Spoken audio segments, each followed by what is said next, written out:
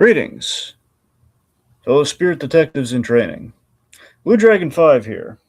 And Jacob Weil. Fresh off their journey into Dragon Ball, Dragon and Jacob stepped into a new shonen staple, where they chose to follow the adventures of Yusuke Urameshi. However, to their surprise, Yusuke is dead. But that's only the beginning. Find out how Yusuke gets out of his posthumous predicament in the Spirit Detective Saga, as he visits the spirited world of Yu Yu Hakusho. That's right, folks. We're back. We're talking about a different shonen series. And one of the biggest staples of the 90s. That's true. Yeah, so you're probably wondering why. Why are they doing that? Well, we had to break up Dragon Ball somehow. No, I'm kidding. Yeah, this is kind of it's somewhat my doing. I've been basically been trying to kind of highlight some of the kind of nostalgic animes. I guess mostly my nostalgic animes, and kind of been kind of a testing ground on this guy over here, and kind of seeing how he responds to them. Yep.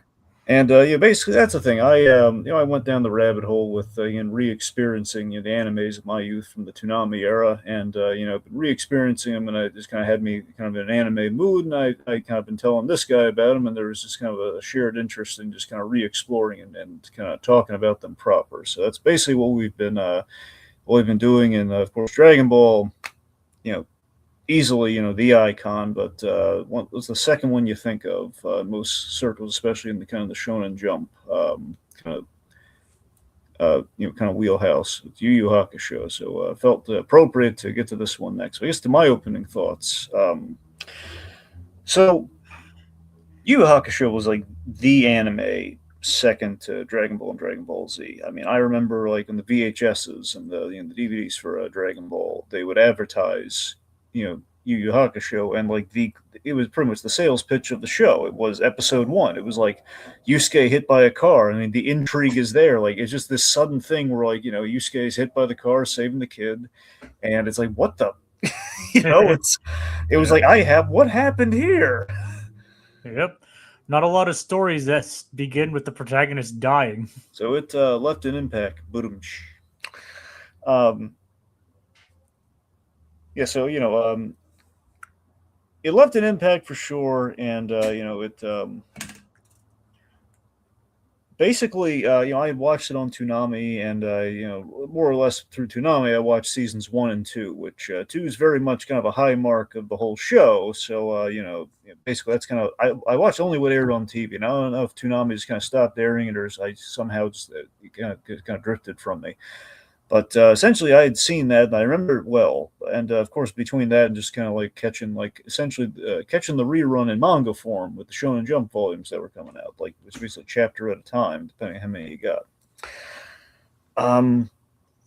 I think nowadays a lot of people have looked back on Yu Yu Hakusho. I don't think that many people talk about it as they should. There is a fan base for sure, but I think they go to the creators, the creators' other mangas, other story, which of course took off like gangbusters. Hunter x Hunter. Yoshiro Tagashi, he's the guy who did Yu Yu Hakusho, and he wanted the Hunter x Hunter, and many people have kind of noticed, like, who have gone back to Yu Yu Hakusho because they love Hunter x Hunter. It's like, oh man, what else has he worked on? Yu Yu Hakusho, and that's how people are kind of rediscovering the anime and the manga and everything. And basically, when I look back on Yu Yu Hakusho, it's like when I watched through Hunter x Hunter, I saw like, wait a minute, there's a lot of Yu Yu Hakusho in this, and just kind of like the bones of this. So very much Yu Yu Hakusho is kind of a prototype for what Hunter x Hunter became, and people love that. So it's like I said, it'd been years since I had returned to this. I mean, big separation, years. I remember the fondly kind of thing where I never needed to go back, but I kind of forgot. Part of me just kind of either forgot or didn't know that the show really went on beyond the Dark Tournament saga, beyond season 2. So it was the first stop in my my anime and kind of reconnection with the anime stuff. After our journey, kind of the anime journey after Dragon Ball, so to speak. I remember I used I used my Christmas bonus to get the box set for the whole series of Yu Yu Hakusho. Was I kind of needed this once I had gotten Dragon Ball back. Was like, okay, well, Yu Yu Hakusho is the next logical step. I need it. Plus, finding out there are episodes beyond Dark Tour was like, okay, I definitely need to get it now. Like I was watching it through Netflix, and well, Netflix and then Hulu, and now they're both kind of gone. But when I was watching it, it only went up to the Dark Tournament saga. It's like, well, I definitely need the box set now. I need to know how it ends. Yep.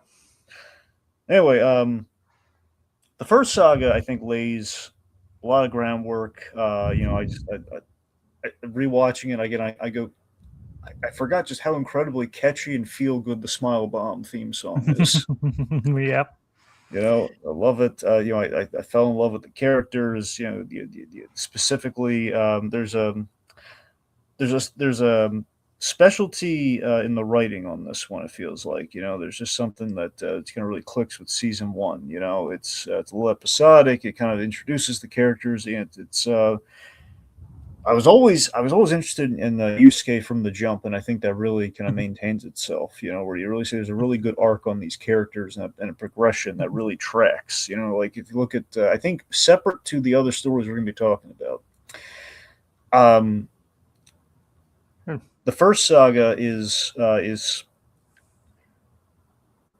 it kind of breaks down to like 5 chapters of story. Like 5 arcs within the saga, if you will. And I think they're all really good. I think they're all really distinct. Before season 2, or the next saga, in which we have one big plot line with the Dark Tournament, one big plot line everyone's kind of very much kind of in the thralls of, with maybe some little kind of splinters here and there, but it's all pretty much like just one big story. But just seeing it all kind of building to something like that in season 1. So season 1, I think, really captures the experience of watching the show for the first time, as you would hope the first season or first arc would.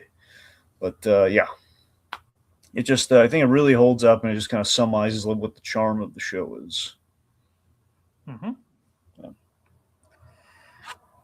All right, so I guess my turn. Yeah.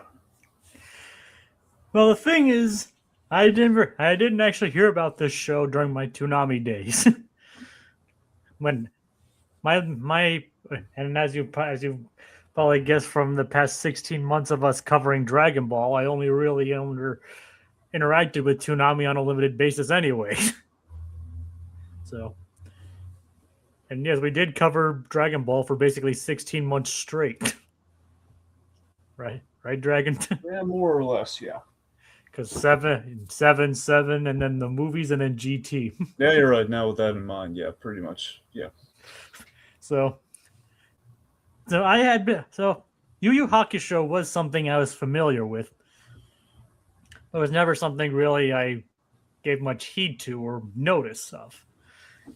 And I also had heard of Hunter x Hunter independently. I had no idea. I haven't seen Hunter x Hunter, but I also had no idea that they were from the same guy. Oh yeah. So I can't speak on my experience with that either. Although I do know that manga is legendary for its hiatuses because Togashi has severe back problems. That's right. But on a more positive side, he's married to the creator of Sailor Moon, which is adorable. Yep, Naoko Takeuchi. Yeah. So from what I understand, there's references to both and references to their respective creations in their work. Yeah. So, which is nice. I did know that. So Yu Yu Hakusho it's something I've been familiar with for quite a while, but never really jumped into, especially after Dragon told me about potentially doing it after we finished up with Dragon Ball. So it's kind of something to look forward to. And going into it, I'm really going in blind for most of this because I literally had no idea what was going on outside of the main character being named Yusuke, and Dragon always hyping up a character called Kuwabara. Mm-hmm. and long before it, he also hyped up Spirit Bomb, or Smile Bomb, not Spirit Bomb. So darn catchy. It is pretty dang catchy. Not gonna lie, It's one of those ones that you almost feel bad skipping, but sometimes you have to if you want to get to the episode. I know, I know. It just puts you. It just kind of somewhat. It's rarely do you have those openings that kind of like remind you of all the hallmarks and all the things you like about the show, just all in like one little. Like I could watch it and just remember the whole series, just watching the little, watching the opening. Like even the ending credit song is kind of a bop. Yeah, no, it's good, but just not Smile Bomb though.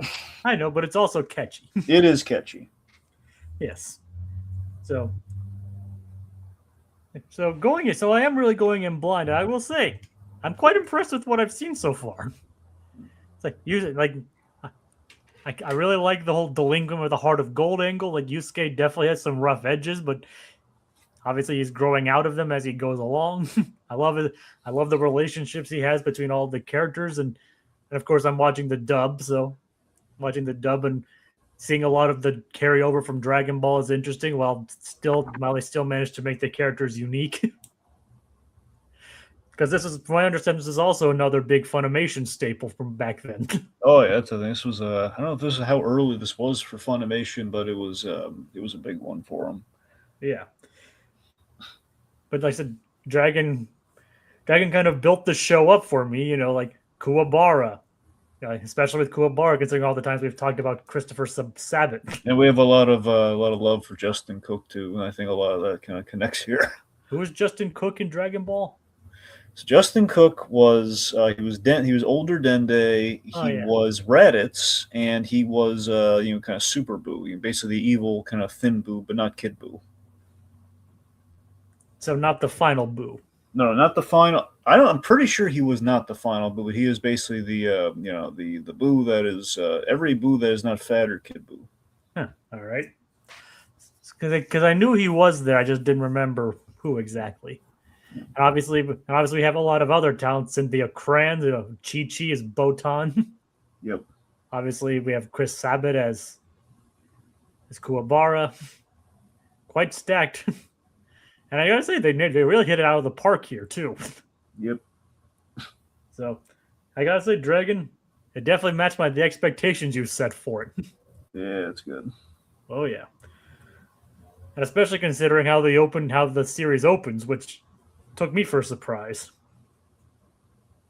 Which is a good segue. Yeah, so I guess breaking things down. So the thing I always try and kind of nail with the every time I try and recommend Yu Yu Hakusho to somebody is the pilot, episode 1. It is beyond reproach. It is like one of the ultimate anime pilots. It is like, again, it's like that, just even from a trailer on the like a little advertisement on the VHS.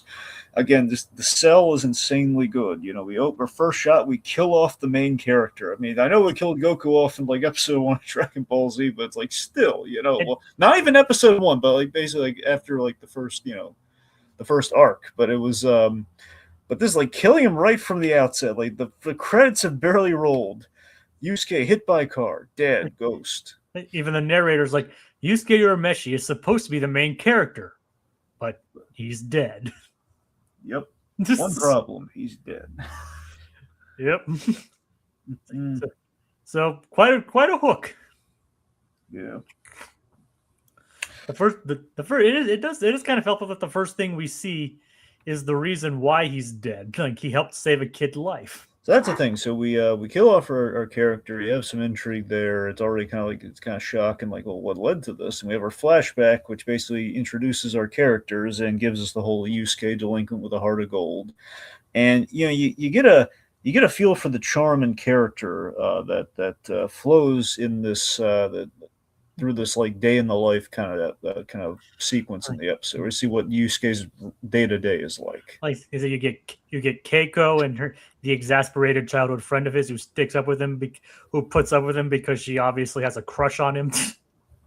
Yeah, the old childhood friend kind of staple.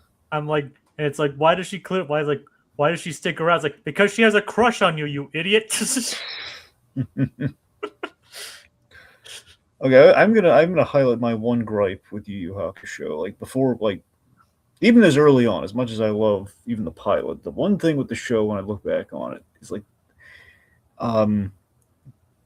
when we get to like seasons 3 and 4, there's kind of a bigger gripe. But that's these my gripes are few and far between. Yu Hakusho. The gripe I feel it's a little thing, and it's kind of you can kind of easily fix it in the dub if they wanted to, but it's ingrained in the manga too. It's this whole Yusuke and Kuwabara and all of them essentially are 14, which given the voice talent and given they feel so more like high schoolers than they do like 14. Yeah. That was always the thing where it just feels like it just still baffles me. Like, here's the thing: you take this and you measure up against Hunter x Hunter, and I forget if the Gon character, Hunter x Hunter and company, are like they might be like 11, but it's like still like 3 years. Just feels like you have he's like 11 or 12 versus like Yusuke, and that does not feel like a 2 year age difference to me. Yeah, kind of. That was always like the thing because it does. Did you get at all the sense that this kid was 14? I mean, Like at all? yeah, I mean, outside of the narrator saying Yusuke Urameshi, age 14. Yeah. Yeah, It doesn't feel like that though. Especially looking at Kuwabara, man. I mean, come on, does Kuwabara feel like a 14-year-old to you? Man, I'm more chalking it up to the style than anything else. Like, maybe the show maybe. it has a different style than Hunter x Hunter does. Now, something we should probably hit too is just in the manga they were a little more like there was a lot more kind of stylistic liberties taken, like the chibi-eyes things for the gags. So it was like they kind of played a little better perhaps in the manga. But I think I prefer them older, frankly. It just kind of felt a little more natural. Like it was like, but I don't know. It was always like the weird thing with it. Again, like my one gripe with the show. That's fair, but as I was saying, it's like you already get his dynamic with Keiko, the childhood friend who puts up with him. His mother, Atsuko. Yep, Atsuko, she's kind of a mess. Meredith McCoy, who was Android 18. Yep, great casting. And she basically talks smack about him. It's like she's insulting him, berating him. Yep. She smokes, drinks. Yep. And the comic apparently when the manga was a little darker with her, but not that she was bad or anything, but it was just like she was. I think the impression she was like an escort or something. It was a little more. Well, I'll have to read the manga. I have the Shonen Jump app, so I can check that out. Right. Anyway, so we have the day, and then we get Kuwabara. Kuwabara, of course, just the stand-up. We have the built-in rival. Like they fought each other a lot, and Yusuke always wins. Like I love the fact that Kuwabara is an expert fighter, except when it comes to Yusuke. Exactly, Yusuke's just better. Yep, he can beat anyone, anywhere, except him. Yep, of course. Chris Sabat's Kuwabara voice it's so funny, and yet when we need the drama to be conveyed, he nails. He's just this big lunkhead of a guy, but he's ever lovable and just very honorable, and you love him. Urameshi. Yeah. Urameshi! What do you think you're doing, Urameshi? It always said, for years, I always thought, because of Kuwabara, I always thought that the voice of Yajirobe was Chris Sabat doing his Kuwabara voice. Just similar, though. And it was, and I forget who. It was the voice of Master Roshi, Mike McFarlane. I believe so. Who does recurring like extra roles in this, actually. Yes. So that's it. Pretty much all the Dragon Ball voice talent has made an appearance in some way, shape, or form in this series. Probably. Yes. But what really humanizes Yusuke after like him getting into altercations with Keiko and even doing something after lifting her skirt to mess with her. Yeah, like this is a fun gag that I don't think landed quite in the manga based on the whole black and white color scheme thing, but the idea that Yusuke wears green, everyone else is wearing blue. Yep. I want to be clear. I don't want to be an expert. I'm not. Compared to Dragon Ball and Dragon Ball Z, I've only read what I've like pretty much the Dark Tournament Saga manga stuff with Yu Hakusho, so I really can't speak to like the similarities and differences. All that was one of the throw that I'm speculating on that one. All right. Yeah. Anyway, but yeah, so it's basically a day in the life of Yusuke. He's very, he's he's a delinquent, but he's not a bad guy. He's messing with Keiko because he knows he can get away with it. No bugger. Kuwabara, he's punching him, but just because like Kuwabara's instigating a fight, and Yusuke just is finishing it without it's the idea that really these two guys are friends, and we really see this friendship develop over time. But at this point, they're basically best friends, but neither one of them would admit it. Exactly, and this is the point. I think it's the idea that Yusuke doesn't really give anyone time of day, and had he given them time of day like he does later, he really gets close to these people. But he's always at a distance with them because he thinks the world's out to get him, and in some cases it is. And then there are those two teachers that basically try to frame Yusuke. Yes, well, one of them later on is more kind of targeted towards Kuwabara, but we'll get to him. But yeah, Iwamoto is the. And one of them's actually voiced by Sean Sheppel. Yes, I know. We'll get to him. We'll get to him. Don't. I know, but he was like he's a rat. Oh, he looks like one too. That's exactly why I compared him to a rat. Yeah, I think so. Iwamoto is like this real hard-edged one that really just he's judging Yusuke. He's just really real scumbag of a guy. Mr. Takakura, though, I think that was his name. He was actually one of the Takanaka. Takanaka. He was a Takanaka is fantastic. He's wonderful. Also, the narrator from Dragon Ball. He's the good teacher. He actually looks out for everyone. I love Takanaka, and he's trying to steer Yusuke on the right path. Like he's like the one teacher that hasn't given up on him. Anyway, so we have a day in life. We kind of see how things are going for him. He kind of runs into this kid, tells him not to kick his soccer ball into the street. And of course, he's a kid. He just kind of does it again. And Yusuke. But before that, we do get Yusuke making the kid laugh by making faces at him and being a monster, which is a good human, which humanizes him because it shows that, despite all his grand posturing, he's actually a decent guy. It basically, the big sell of Yusuke and why he works so well is that despite him, just kind of being grumpy and just being, kind of not a bad guy as we've seen, but we added all these mitigating factors to why Yusuke is, kind of the antisocial kind of guy that he is. The world's out to get him. People are always talking crap about him. And the point being, this guy has every reason from what we've seen for the most part.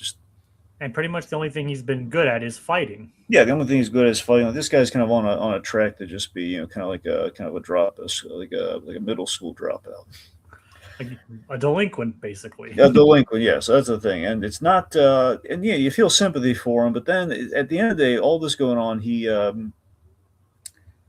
being the kind of the hard guy that he is. He instinctively saves the kid. Not a thing stops him from saving that kid. He's irritated he has to save the kid, but he saves the kid. That's the sell of Yusuke. He can be as cocky and have the swagger about him and all that, but he's got a really good heart. He's going to save that kid. Even if he does tell himself, he's a loud mouth, but his heart is in the right place. Even though he does tell himself he won't save the kid if he kicks the ball out to the street, and what does he do? He saves the kid. He saves the kid. And he dies. That's why he's great. Yes. And then we figure of it. And then Yusuke wakes up. And he's like, "Oh, that was weird." Yep, so he has the out-of-body experience with himself as a ghost, seeing his body being loaded up and everything, and things are amiss. So Botan arrives. Botan, voiced by the wonderful Cynthia Krantz. AKA Chi-Chi. Yes, but far more light. Basically, she's kind of like early Chi-Chi in a sense. She's hard on Yusuke and other people throughout, but she definitely is like early Chi-Chi. Yeah, well, I guess early, late stage Dragon Ball, but early, before Dragon Ball Z Chi-Chi, like the newlywed Chi-Chi. The one, yeah, not Mother Chi-Chi. Tournament Chi-Chi. Yes. But yeah, so Botan is. I always love Botan, and now, mind you, I might just much like Kuwabara, I got a thing for the blue-haired shonen gals. I don't know. God help me. I just hey, you do seem to have a thing for blue heads. I do. I have a thing for the blue hairs, but the younger anime ones. Anyway, but yeah, so Botan's this adorable Grim Reaper who rides an oar, and she just. It's like basically what the Grim Reaper was very cheery about his job. I mean, She's not the first thing that would pop into my mind when I think of the term Grim Reaper, but That would make death a lot more pleasant. I'll tell you that much. I mean, if I die and she's the one who came to visit me, I wouldn't be too displeased. Yeah. I Anyway, mean, I so mean, not that I'm hoping to die, obviously. well, I would hope not. Otherwise, you're doing it wrong. Yeah. So, So basically, explains to Yusuke that he has fallen into a crack in the system because he was not expected to die today because he was not expected to do anything selfless like that. and the thing is, the kid was not going to die. Yeah, apparently it was completely a fluke anyway. Like the kid might have like somehow like the way the time would have worked out, that the kid maybe would have gotten some scrapes and it would have like swerved around him. So Yusuke died pointlessly, which that's the tragedy of it all there. But he did intend to save the kid, which I think still counts, and that's why they're having this conundrum like where she offers him like her boss Koenma, who we're gonna meet later. He offers a second chance for Yusuke. And Yusuke is a hard sell, which is again is a really refreshing, just narratively is like an idea. He's not just instantly saying yes. He's like, I don't know, and it basically takes kind of It's a Wonderful Life at his wake. It's a Wonderful Life kind of seeing how the world carries on without you, sort of thing. Of course, those two teachers are reveling in the fact that he's dead. Yep. Well, before that too, we saw like We saw like Keiko crying her eyes out. so again, Yusuke learning about things kind of secondhand here that Keiko cares about him deeply. And even Kuwabara's like, Urameshi, you weren't supposed to die. Okay, well, Kuwabara manages to be both hilarious and sad at the same time. yeah, we'll put a pin in that. I also want to mention his mother again. The way his mother is just absolutely listless at the wake. Completely despondent. Keiko's heartbroken, and yeah, so Kuwabara, in debatably one of Chris Sabat's best scenes. Seriously, his performance here is like, again, in the first episode, it's just like Kuwabara went from this. When you start Yu Yu Hakusho and you look at Kuwabara, and I honestly, on the rewatch, I forgot how I was going to feel about Kuwabara because it's been so long. And I thought, is Kuwabara one of those characters who's going to be stuck with him over time? He grows on you, but I forgot, like, oh wow, no, he grows on you fast. Like in this, but again, the first that you're thinking, oh, I'm not going to like that Kuwabara. He's just going to be the stupid lunkhead. Like he's going to be like Tom F. Wilson. Yeah, he's going to be the Tom F. Wilson in Back to the Future. It's going to be it's going to be Biff, but the anime Biff. But no. It's and his friends pulling him back as like, you weren't supposed to die, Urameshi. he's about to like the punch like the little photo, but he's not. He's not really gonna do it. He's just so grief stricken, and you feel again. It's just that truly, just the range of emotions that Sabat's playing here is just, again, he never gets enough credit for this scene. Man, this is one of his, I think, one of his best performances in that moment. I'll actually have to bring this up to him when I see him next at the convention he comes to. Yep. That's what I'm saying. If you meet him, though, you gotta tell him about this scene. Like this is like the scene. Everyone might talk about a different Kuwabara scene later on, which is also really good. I won't spoil it for you, but it's good. Is it during the tournament? Yes, it's during the tournament. All right, I'll have to check it out. Yes, during the tournament. But this is like the scene for me. This was like the big Kuwabara turning point. Like that was like just to where everyone cared, and you saw like, oh my god, cool. And again, this is like where Yusuke's seeing, man, Kuwabara he really liked me. It wasn't just like he wasn't just the stupid guy I punched. It's like starting to dawn on him. And anyway, so all that's going on. And then the teachers are after that, they're insulting Kuwabara, which is a really cruel, really stupid, cruel way. Yeah. And Mr. And Takanaka, yeah. Yeah. So Takanaka, he just she calls them out for acting so shamefully, and then he pays his respects to Yusuke and Suko, and it's a really again really heartbreaking scene in all the right ways. And like I said, Kuwabara's is heartbreaking, but like I said, I think the one that got me the most was his mother. Right. Also the boy. We saw about the boy too. The boy was at the funeral, and he had the wake. They had no idea. He thought he was going to see him tomorrow, and just the heartbreak of the mother trying to kind of. Oh yeah, that didn't have the heart to kind of like pop the balloon for him. Yeah, that was a pretty sad one too. Yep. So anyway, Yusuke bears witness to all this, and he kind of like he has a change of heart, and he says, "Okay, maybe this is worth second chance again, not living for himself, but living for his loved ones. Which, again, episode one, just ironclad best sell of a show I've ever seen. Because at the end, you're desperate to see. I have to see what happens next. Like I've been on such a journey. It's only been 20 minutes. Now, Dragon, we've mentioned like Toei doing Dragon Ball. What's the studio behind this one? Uh God, Is it pronounced like Piero or Pierrot? that's the thing. I always botch the pronunciation because I keep saying like Peridot, but it's not Peridot. It's God, And Pierrot. I have no idea, but they're also the same ones they also became well known for doing the Naruto series. Yeah, Studio. I think it's Studio Pierrot. Maybe Studio Pierrot. Not sure. Anyway, okay, so well, apparently, according to their romanization, it is pronounced Piero. Piero. Okay, Studio Piero. Okay, so anyway, now to break things down a little more broadly. So again, I would call it arc one. Arc one is kind of the ghost shenanigans arc. This is where we go spirit world.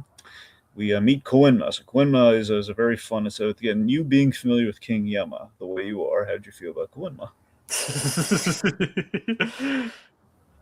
He was pretty interesting. Wonderful design. I always love Koenma's design. And this is kind of jumping ahead of him, but yes, he does kind of look like a toddler, even if he is like 800 years old. Yep, the pacifier and everything. Yeah, but he's like, when he's talking about hyping up Kuwabara as the next spirit detective, he's like, at least Kuwabara would call me a toddler. And then when Kuwabara watches the tape, what does he call Koenma? Who's the toddler? Yep. So he was wrong on that front. Yep. But yeah, and apparently he's King Yama's son. Yes, that's right. So he is king. Essentially, we see a little bit of King Yama here, in more of a gag sense, but he is a character, and you may be seeing him much later down the line. And this is King Yama versus King Yama. Yeah, exactly. He's kind of the more like the actual like King Yama. Like the actual mythological character. That's right. And they say Koenma is like the son of him, so we could have kind of a more comedic King Yama. Yeah. Anyway, so Koenma. Koenma offers Yusuke. Basically, we have two things. Our ghost shenanigans are really defined by two things up front. So we have the spirit beast, which is basically done via like a little gold egg, which basically feeds off of Yusuke's intentions and what he's learned, and basically his spirit energy. And it'll hatch and it'll become this spirit beast that will either help him or kill him, like eat him, like it would eat him brutally, like bite his head off, like bad. There's no in between. Yeah. So there's two obstacles. One, his test is basically hold onto the egg, and that'll if you live, you get your second chance. If not, you'll be killed brutally, and you won't be coming back. So the other thing to do is he has to find a way to save his body from being cremated, which leads to one of your favorite lines. Look at me, I'm burning.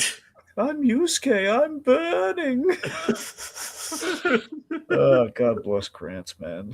Look at me, I'm burning. That's the fact that Botan could often be, she was the sweet character who could also be really silly, and there's a lot of Botan comedy throughout the show, but again, she's very much she's the Gal Friday, she's the again, she's the Bulma to Yusuke's Goku, so to speak. Like they're very much joined at the hip.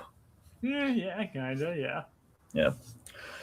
Anyway, so the way in which we save Yusuke's body, he learns some ghostly tricks like infiltrating people's dreams and possession. And crucially, he cannot possess his own body.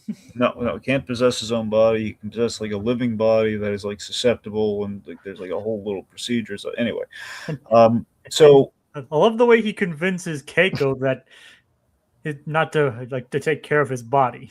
After a lot of trial and error, he basically possesses Kuwabara's body because Kuwabara is sensitive to spirits. Yes, which is not just a throwaway gag; it is a big plot point that comes in handy in the arcs to follow. Yep. And what and I and it's kind of it's hilarious how he's able to convince Keiko that he's possessing Kuwabara. Yes, yes. He cops a feel, and she like something only Yusuke would do, and she instantly knows even though it's Kuwabara's body because she's thinking about him all the time. She's thinking about Yusuke all the time. It's like it's Yusuke.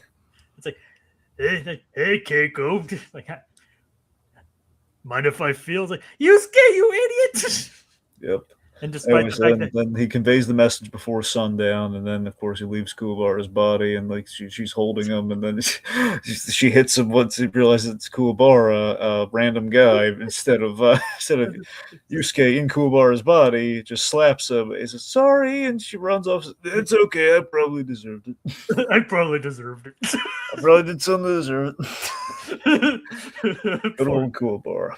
Poor guy. So here's what we wanted. Here's what we need to discuss. So overall, with the ghostly shenanigans, Yusuke on the periphery, he gets to really know his supporting cast in ways that he'd always been a distance with them, and he really gets to know them like watching them secondhand. With Keiko and Kuwabara, big one, huge staple of a really great episode of the whole series, of the first arc, the first saga. The Kuwabara's honor code, the episode in which we explore the honor code Kuwabara has, in which this guy became so much. I already loved him from that funeral scene. It had been kind of funny up to this point. This is where Kuwabara really landed, where he really took off. Where it shows just how dedicated he is to his crew. We gave Kuwabara layers, man. Layers. Yeah. So it's the idea that so we have Akashi. Akashi is the Sean Schimmel rat-looking teacher. Yeah, I hate that guy. That guy. So basically, again, trying to get rid of the next Yusuke Urameshi in Kuwabara. Well, again, it's unfair to because again, he's like the second best fighter in at the school. So point being, they're eyeing Kuwabara next as like as the new punching bag, which is really unfair, just because you need somebody to kick around that Yusuke's gone. Yeah. So basically Kuwabara and his posse, they're always getting in fights like the rival schools, but not like an aggressive like we're mean kind of thing. It's just more of like a territorial kind of thing, just more so just kind of fighting because boys will be boys kind of fighting, Yeah. So basically the teacher gets one over on here and basically threatens one of his friends that he would he's basically working to support his family and his mother's sick. So this again, Kuwabara's buddies are some swell guys. Seriously, they're very swell guys, including that one guy who like legitimately has to keep his job because his mother's sick and he's supporting his two siblings. I think Akubo is his name. So Akubo is the one with the support his family. Anyway, so because of this, like he's threatening, like he's gonna like have a word with the teacher would have a word with somebody, so he would lose his job. It was like supported by the school, which obviously is no good. And Kuwabara says, "Look, just punish me, don't punish them." And his punishment is you can't fight anyone for a week. And also it's he changed the terms of the deal, much like Vader with Billy D. Pray I do not alter it further. Just with Lando here, he just he says they have to pass a test, which of course Kuwabara, a science test, which this is bad for Kuwabara. He needs to get over 50%. So so this is really so again two things. So again, Kuwabara, he takes like a week of beatings with pride though, because again he promised not to fight, and he's like just it's like don't promise me you won't beat up my friends, just beat me up instead. And it's just like okay, we can amend that. And it's the poor Kuwabara, and Botan's like, man, he's so cool. Like I found that so adorable. Like Botan's like, oh, Kuwabara, he's so cool. Oh yeah, and the fact that he's like willing to take all the beatings that were set by that teacher, by the way. I know, which he basically he lined it up. He's watching him get beaten. Like yeah, the teacher that teacher is like is a freaking rat. Yes, he is. But still, I just love that Yusuke develops so much respect for Kuwabara, and basically Kuwabara acting in the antithesis of Yusuke being Mr. Fight Happy, Like yeah, it's like because he's actually taking it seriously. He's taking this thing to obviously set him up to fail, and he's taking it seriously. Yeah, it was nice that he's helping Kuwabara study in his dreams, which is really cute. Oh yeah. And the thing is, Kuwabara passes his test. He But does. but the teacher fixes an answer. Yeah, Yumoto gives Akashi the idea of like, oh well, he almost did. Just like changes an answer, erases it, which is disheartening. And Takanaka kind of gets wind of this, and Takanaka being the swell guy that he is, he really gives he yells at these guys for doing what they did. He really gives them a chin wag. It's any wonder why those guys are still employed. It is a wonder. It really is. They must have like a hiring problem. Yeah, like that school only has 3 teachers, I think so. I think that's the problem. and they can't have Mr. Takanaka teach every class. No, no, they can't. But yeah, it was a really great moment. Kubar almost like choked, rightfully so, choked the life out of Akashi, and then he's relented. Thanks, not because of Yusuke. You kind of feel Yusuke's presence there, but he just kind of he didn't do it, and it was just he felt so bad for Kubar. Then Takanaka coming in for the save. It was very very good. Yeah. All right, so then we have the Sayaka. So yeah, Sayaka was basically Koima's observer, just trying to see if like there's like merit to bringing Yusuke back to life, and this basically is an excuse to kind of observe Keiko. When we observe Keiko, she's been watching over his body. His mother, of course, is nowhere around, which would have saved him a lot of trouble if she was. Yep. Just So abandons the body that they're trying to guard, so it can come back to life and just surrounded like trash and everything. Anyway, so uh, let's go. But yeah, that wasn't really the best look. no, that's like Atsuko. She's Asuko. You get a sense that she means well, but she's very irresponsible. You see where Yusuke maybe did not have the best role models growing up. Yep, it's like she left his body surrounded by trash. Yep, and things almost fall on his head and everything. It would have been bad. Even Keiko comes in and clears it up, and she almost kisses him. Exactly. There's something there. She likes that Yusuke. Yep. No, I love that. Yeah, Sayaka and just both how they're involved in the soap opera. They're watching from the sidelines, like, oh, she's gonna go for it. Yep, and then Yusuke's like, she's not my girlfriend. Yeah.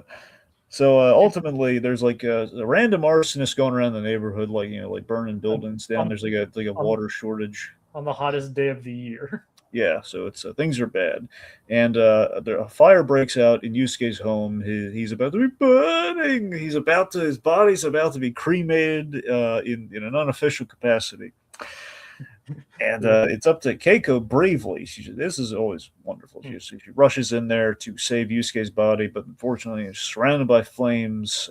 She even loses her long hair to the flames. She's she's a goner. And again, these are the moments I love Yusuke Urameshi. Yeah, He's faced with a choice. Like, there's got to be something we can do here. He says, well, there's like Sayaka says, well, there's one thing. You could throw the egg, but if you throw the egg, there's no second chance. That's it. And what is it? In order to make sure Keiko doesn't die for him, he throws it and it clears a path for her. And this was great. Just the fact that and Kuwabara, it's not that he hesitated per se to like throw the egg, but he was like, well, it was a nice dream while it lasted, like coming back to life for everyone. But he didn't really ultimately didn't hesitate to save her. It was a choice, but he made the right one instinctively. And then Kuwabara comes in to help her get out. He's like, why do you have Urumeshi's corpse? Yeah, just his reaction, like freaking, oh my god, you have his body? Why do you have his body? Like, why do you have his body, you sicko? Giga, we gotta get out of here. People are gonna ask questions. So, yep. So they did derive some humor from that. Yep. So Koima is impressed with with Yusuke's decision making here, and he opts to revive him on the spot.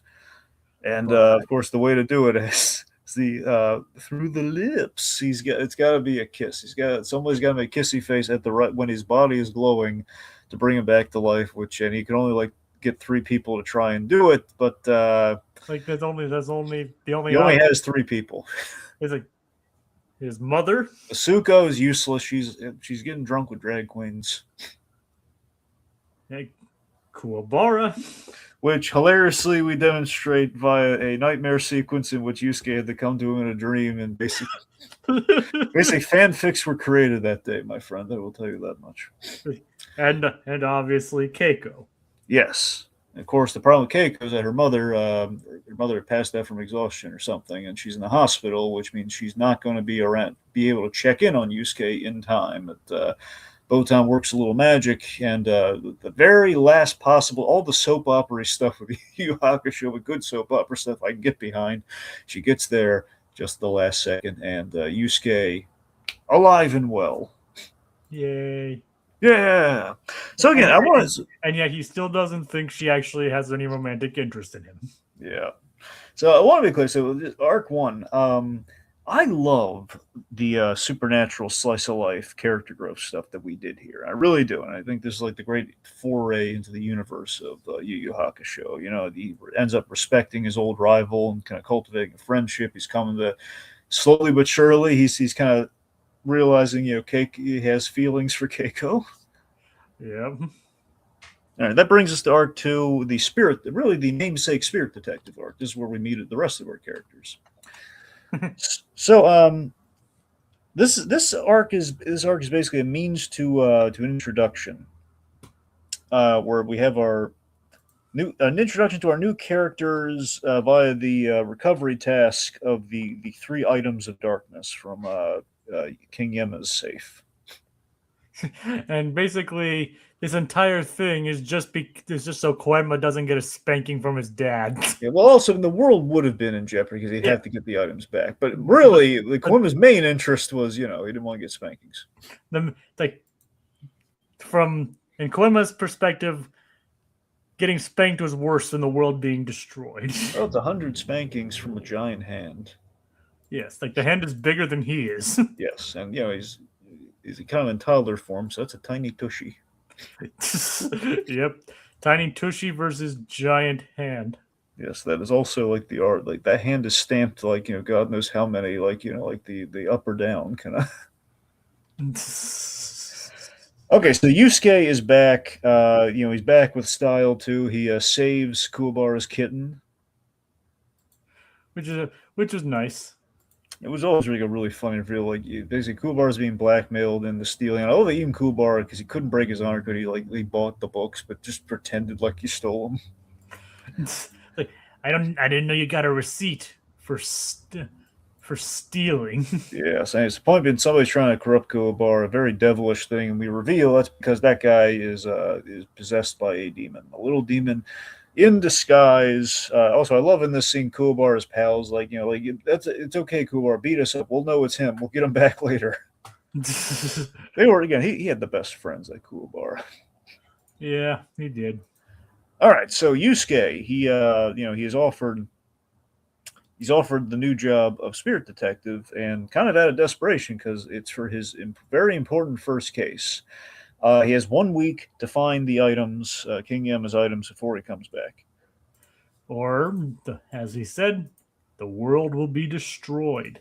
And Quinn will have trouble sitting down. Yeah, and the world won't be destroyed by the items. It'll just be because King Yema will destroy everything looking for them. So, to find the missing items, he is given some detective items. So let's just a little gadget check here. I always love like they kind of, admittedly, as the show went on, they did a few more detective items, but they kind of dropped that plot line, which kind of bummed me. I really love the detective items. Well, I know you're a gadget person, so yes, I am. And so even rudimentary spirit gadgets, I'm sure you probably got a kick out of. Yes, so as to shout them out here, with our spirit, to our detective items, we have the psychic spyglass, which of course instantly Yusuke used wrong. Yeah, because like he immediately turned it on Botan. I'd be lying if I said I couldn't blame him. but he gets promptly reprimanded for it. Yes, which is also fair. He does. He doesn't do it again though after that first time though. But you know, I mean, it's Botan. Yep.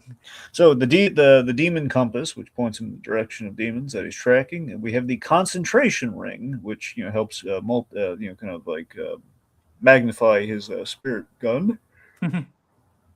The compact mirror, little communication device, and that's all we get for the time being. Meanwhile, Iwamoto frames Yusuke for stealing because now Yusuke's back. He's giving like an honest shot, like okay, I won't skip school today. He's actually gonna. And he's like, "Woo! I love gravity."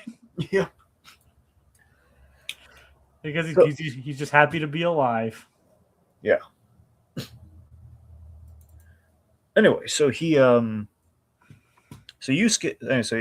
gives like going to school like an honest shot, even for all given everything he's been through, and anyway, so Iwamoto instantly he just tries to frame Yusuke for stealing people's valuables. Of course he does. Yep, jerkwad. So I think that's the nice word for it, Dragon. that is the nice word for it. So anyway, this leads to, of course, like Kuma, like he's about to punch Iwamoto very justifiably, and then Kuma kind of freezes time to tell him about, like, hey, important case I got for you here. But before then, he walks him through how to use his spirit gun. So the spirit gun, signature move, awesome move, very popular at conventions, I promise you. Anyone who meets Justin Cook, they always do the spirit gun with them. Or fans of South Park know that as a different thing. Right. Which I'm not gonna say out loud here. So the point being, we established the spirit gun is basically his equivalent to the Kamehameha wave. Only difference is the caveat is he has one shot per day, at least in the beginning. Currently limited to one. Yeah, you only get one. So he uses it, and again, it's a great character moment here. He uses it for petty revenge. When later on, had he had it, it might have saved his bacon. Yep. So our trio of thieves. But Koenma doesn't tell him that. No, he doesn't. So, no, he told him that right from the get-go. He only has one shot per day. Well, Yusuke used it instinctively. Yep. You're right. He didn't tell him that he'd be going up against like giant monsters, though. Yep. All right. So the three items. We have the Orb of Bast. The Orb of Bast has been taken is in possession of Goki. So Goki is this giant red ogre guy, or this giant ogre-looking guy. Who basically uses it to lure little children and eat their souls. Yes, eat the souls of children. How much more evil can you get? Not very. And we know for a fact from opening shot of the show, Yusuke has a soft spot for kids, so he really doesn't like this guy. Yep. I mean, you don't mess with kids. I like that we established that Yusuke is he's kind of instinctively good at his spirit detective job because he finds these guys rather quickly. It's a time sensitive matter. He finds the trio who perpetrated the heist, like in the woods. The two of them kind of leave. But, he goes up against Goki, and this is the first time Yusuke's lost the fight. It's his first defeat. Yeah, because he doesn't have his spirit gun. Nope. So Botan saves his bacon, and then he gets ready for a rematch a lot sooner than he should because there's a ticking clock on Goki digesting these kids' souls, which he can't have. So he has to learn how to use that spirit gun cleverly and use the magnifying, the amplifying ring. So cleverly during the fight, during the rematch, he does this thing where basically he sticks like a branch in Goki's mouth because Goki has very tough skin. Uses it to pry open his mouth and shoots the spirit bomb right in his big old pie hole, which was pretty awesome. Yeah, and I kind of love that afterwards. Botan Urameshi tells him he saved all the kids' souls went back. Really nice. It is. Yeah. So then we have the Forlorn Hope, essentially a mirror. So the Forlorn Hope is in possession of Kurama, one of the best characters in the show, and he will give the owner whatever they desire at the cost of their own life. Yes. And Kurama's desire is actually pretty noble. Yeah, so Kurama always had this fantastic backstory that we get into here, where he was a Yoko fox demon. He was basically kind of a living fox demon. Like a yokai. Yeah, exactly. Or kind of like a yokai or a kitsune. That's kind of it's basically the demonic version of a kitsune, which is basically kind of yokai. It's pretty they split the difference on the yokai and anyway. So basically he's like this fox demon that that possessed. He was wounded, and he ended up possessing a baby in the womb, so he could evade capture. And in that time, he was in the baby's body, and he developed. He was raised as one of their own. He's kind of like to regain his strength, and he developed a lot of humanity along the way. And he did this heist to save his sick mother. His sick human mother. Yes. Yeah. So, but he knew it would cost him his life. Yeah, it's again very. So let's face it. We should also one of the great things about Kurama is like this charming, good-looking sob. He's and yet he's so calculating and merciless in combat, and it's so interesting that our first story with him is he doesn't get to a fight with Yusuke. It's just kind of this conversation, and it really speaks to Yusuke's character that he's not.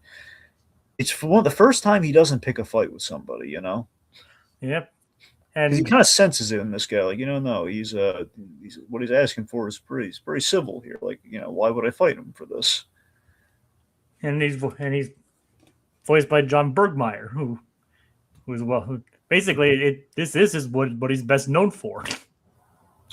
Yeah, Like outside of TN, this is his best known role. I could be wrong. I don't. I want to say he might be the narrator for Yu Yu Hakusho as well, but I don't know. I don't think he is. I don't think he is either. But it I think sounds. I think Kent Williams is the narrator. No, you're right. Kent Williams is the. Forget what I said. It's Kent. You're right. I remember now. You say it. Kent is the guy. I forget. I know who else Kent voices in the show, but I don't want to spoil it yet. All right. All right. Anywho, let's see.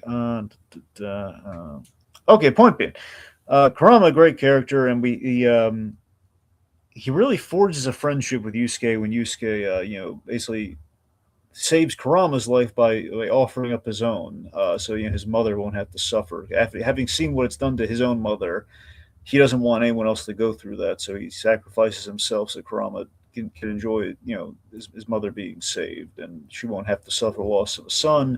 It's very noble, and conveniently, but still really sweet, the forlorn hope is kind of touched by the gesture and lets them both live. Yeah. Convenient but nice. Yeah. And again, he's made a new friend, as Yusuke realizes, oh, wait, I would have done the same thing to my mother. So it was kind of another pointless sacrifice, Yeah. So. So then we have the Shadow Sword, which is in the possession of Hiei, a fan favorite character. I think one of Chuck Hubert's best performances. Oh yeah, like considering his other well-known performances were in Dragon Ball were like Emperor Peel Off and Yep. and also Android 18. Yeah. So this is basically 17. This is basically if 17, yeah, this is basically if 17 had gotten like a lot more screen time. That's kind of what Hiei feels like. He does remind me of kind of a lot of 17 in a way. Oh yeah, for sure. So I can kind of see why they win with him for this. That's the thing. So basically, he's as demon as it gets. Man. He's a demon who hates humanity. He's basically going to use the Shadow Sword to everything you cut turns into like a demon zombie. You're like a mindless demon henchman, essentially. So he targets Keiko as bait, knowing that Yusuke is a problem here. He uses Keiko as bait, which leads to a fight with Yusuke. And what I really love in what Hubert does as Hiei in this performance is he feels. I love when he calls Yusuke detective, and there's kind of a vague Ra's al Ghul quality to him, where he's genuinely impressed with Yusuke, and he develops again. There's this respect that kind of develops over time between them, and kind of a friendship, even though he'll never admit it. Yep. I know it's easy because he just says detective, but I don't know. Just given how formidable this guy is and how good he is with a sword and the otherworldliness, and and the demon, of course, of it all, demon's head. I don't know. It's just something. There's a little big. It's kind of like if Hubert was doing a bit of a Ra's al Ghul, and I really liked it. You probably would like it if he voiced Ra's al Ghul one of these days. Yeah, I mean, I think it'd be really neat. So, chance of it happening are next to zero, but of course. So Botan, is like again. A lot of good plates were spinning during this battle. Like Botan is trying to keep Keiko's eyes closed, even though it's really straining her powers and might hurt her. Because like it's kind of burning her hand while she's doing it. We see Hiei's Jigan eye in effect here. The Jigan eye, the big third eye that he's got, he usually covers with a headband. And we see his demon form, which he never uses again, Yep, he looks like a Yu-Gi-Oh monster. which is probably why Tagashi chose to never use him again. Yep. So, Yep. So let's see. So Kurama lends an assist. Kurama shows up and he takes a blade to the body. but Kurama's fine.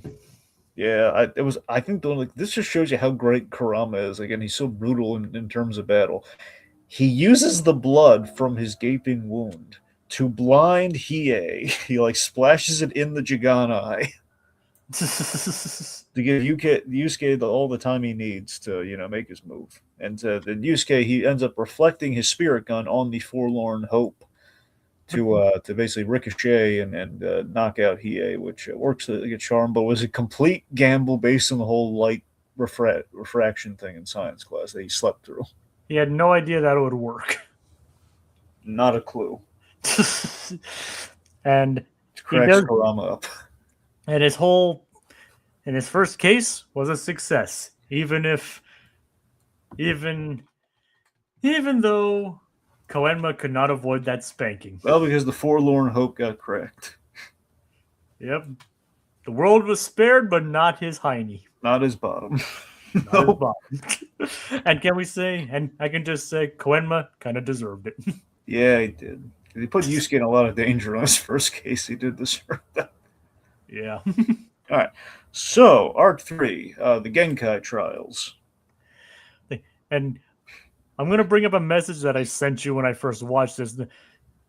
Because I remember when I got to this, I sent you a message that said, is Genkai the character that you mentioned all the way back when we first covered Fortune Teller Baba?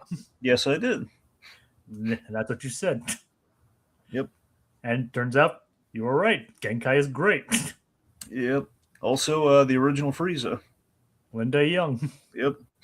So, Linda Young playing a not so young character. She has a habit of that, it seems. Yeah, she does. Plus, Frieza's been around for a long time too, so yeah, it's a trend. Well, how old is Frieza? I mean, Frieza's at least is older than Goku's father, so. And even though he's been taken over by different people now. Yeah. But yeah. But Genkai though, she's awesome. Yes, she is. Just really great mentor character. It's kind of like what if you crossed Yoda with who's the voice of Miss Frizzle? The voice? Yes, the voice of Miss Frizzle. Isn't that Lily Tomlin? Yeah. What if you cross Lily Tomlin with Yoda? It's kind of how you get Genkai. Yeah, I mean, I do like the paper test that she did. Yeah, so and Kuwabara's there too. Okay, so here's the thing. So Genkai, basically an old acquaintance of Koenma, and basically this human master of spirit energy, the spirit master. She's looking for someone to pass on her teachings and notably her move, the spirit wave, onto. But she doesn't care who it is, as long as they impress her. So the trials, Yusuke is basically he's promised the Tokyo Dome tickets in order. Give up your weekend, do this cases, go down there and try and find out who Rando is, and make sure Rando just make sure Rando doesn't learn the tech. Make sure he doesn't win. Yep. He can't learn. If he learns a spirit wave, we're all doomed. Yeah, because Rando is because he's a demon who basically takes the form of a human. Mm-hmm. and then has stolen 99 techniques. Yes. He's looking to steal his 100th. Exactly. So we pay off Kuwabara's spirit awareness, which he had always been able to sense, like when Yusuke was around, like Ghost, he always got like this tingle. And basically he's there to see if Genkai can help him get rid of it, but they didn't expect like a whole tournament kind of set up. And what's great about this arc is really when Yusuke and Kuwabara bond and they become friends. That's when this really happens. And you have all these have all the people like expecting to move forward with the red. If you draw red paper, you may move forward. Yeah. When in reality, the paper turns red and with spirit energy, not because they're automatically red. Yeah, basically they were. So Genkai has like these trials before they get to the proper tournament to kind of weed out, like basically the 8 most impressive people. So they draw lots, which again, spirit energy unlocks that. They have the arcade games, which basically test, like the strength of spirit abilities. And Yusuke impresses, and so does Kuwabara. Yep, of course, Kuwabara with his spirit awareness, where basically kind of like you can kind of predict. Like, basically, he's really good at the spirit version of rock paper scissors. Yep. Yep, and then we have the Dark Forest. The Dark Forest is basically, and this is something they would, again. This is like the prototype for Hunter x Hunter stuff, where they this section is the most like Hunter x Hunter, in which well, I guess this and the next arc are the most Hunter x Hunter and like prototype stuff, in which Hunter x Hunter, the first arc, which I think is one of the best, is when they're trying to pass the exams to become official hunters. All right. So that whole thing, it's kind of like doing these trials like that. Like one of them was have to get from point A to point B. In this case, you got to run through the Dark Forest, and Yusuke just took a straight line, which you had to fight the vampire guy. Mm-hmm. All right, so we have the proper tournament itself. I do kind of like how she says no exceptions, but then when she learns that Yusuke managed to defeat the demon, she's like, "I'll make an exception." Yeah. So she's already beginning to take a soft spot to Yusuke. Yeah, he's impressing her, even if she won't openly admit it again. Yep. So anyway, so the tournament starts. Also, we should mention that Kuwabara, he hits on Botan as they loop him into like the whole spirit detective thing. Marry me, pretty lady. Because that's immediately what he says. Like Kuwabara doesn't do subtlety. Like, at first he sees Yusuke and Botan talking, and he thinks he's, seeing another girl behind Keiko's back. Yeah. Well, then when he looks like, so you're not, so Keiko's still your girl? It's like, yeah, sure, whatever. It's like, then he goes like, all right, that works. Marry me, pretty lady. It's like that's all he needed to know. Like you're not with her? Nope. Good. Marry me. So on the rewatch, I completely forgot the Kuwabara. I know Yukina is very famous with Kuwabara, but I forgot oh my god, he hit on Botan before Yukina, so he's got a type, which cracks me up. Spirit ladies. Yeah, blue hair spirit ladies. Well, Yukina's hair is green. Like a minty green. Really? I thought it was like. See, this is where I hate my color paranoia. I think it's. I thought it was. I always read it as like a teal or a blue or something. It is kind of more of a teal. As I'm saying, I think it's kind of a bluish. Fine, he's got a thing for blue to bluish hairstyle. Anyway. But yes, he has a thing for spirit ladies. Yes. Technically, Yukina's a demon, but Well, spirit demon. Okay. So, point being, Kuwabara is a looped-in official. That's the big takeaway. So he's aware of the whole, spirit detective thing now. Yep. Unlike Keiko. They keep forgetting to include Keiko. Well, not forgetting, but deliberately not including Keiko. Yeah. All right. So we have our first tournament. Yeah, our first tournament. We have the birth of the Spirit Sword during this tournament. Yeah, because one of the guys attacks Kuwabara with his, and then he channels the wooden piece into a sword of his own. Yeah, which is a big win for Kuwabara. It was like one of those big surprise moments of all the things we give Kuwabara. In essence, we give him a spirit version of a lightsaber, and it's pretty cool. A lightsaber that he can just summon himself without having to turn it on. Yeah. So amongst the lots here, amongst like the matches here, we have Yusuke versus Kabano. Kabano is this guy with like the sensory deprivation mask, and it's looking pretty bad for Yusuke because they're in complete darkness.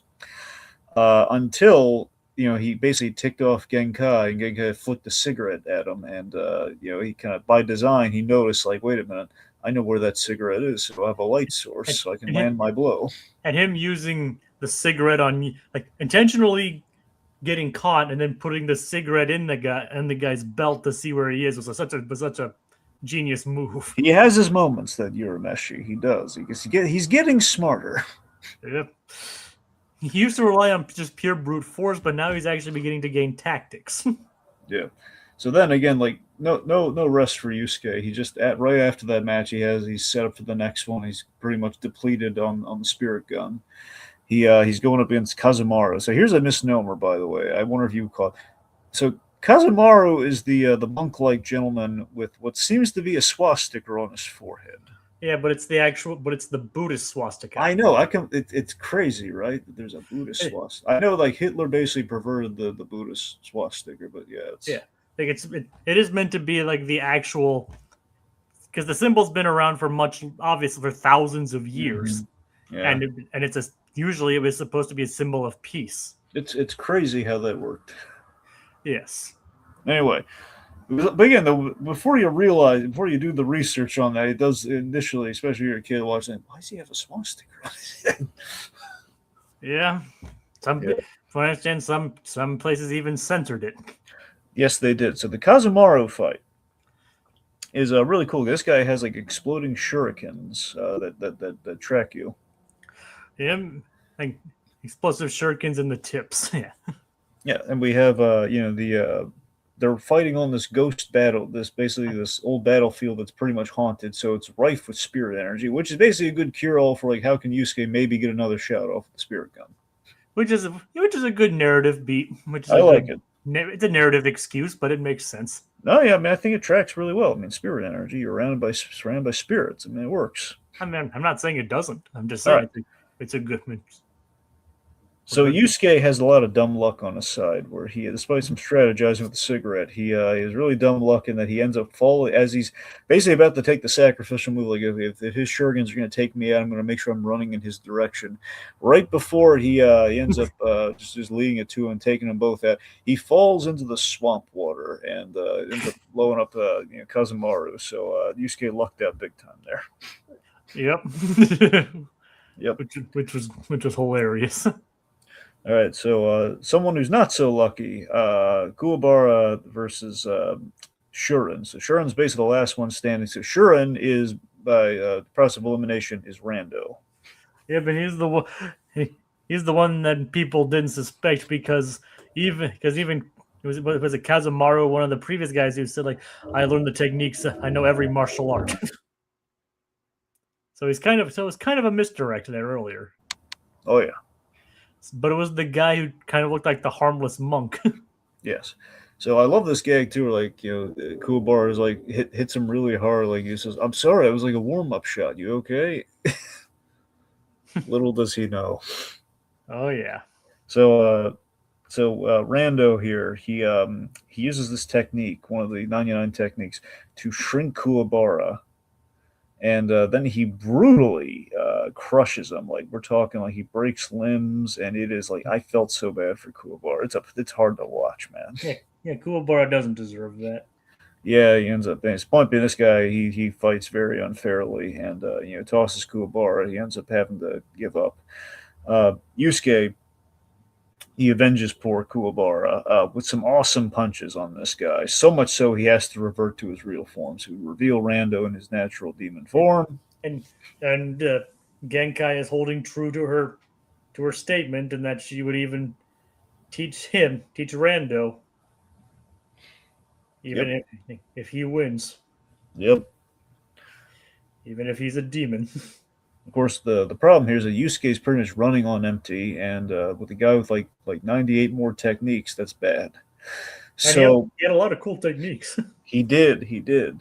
So he ends up using the hate fish death trap technique. So basically, he's dangling Yusuke from a tree in the water, and he basically summons these hate fish. And he demonstrates how effective they are by putting a dead demon in there. Yeah. And they're basically just oversized piranhas. Pretty much. But hate-filled, Jacob. Yes. Hate piranhas. Yes. So anyway, so Yusuke, he's dropped in the pit. This is dumb! And he says his last words. I mean, those are appropriate last words for Yusuke. Yeah.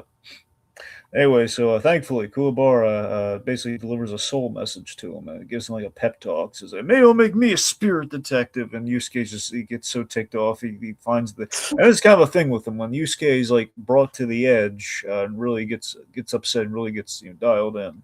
That's where he kind of summons all this giant wave of spirit energy from within. So it's like, that's my job.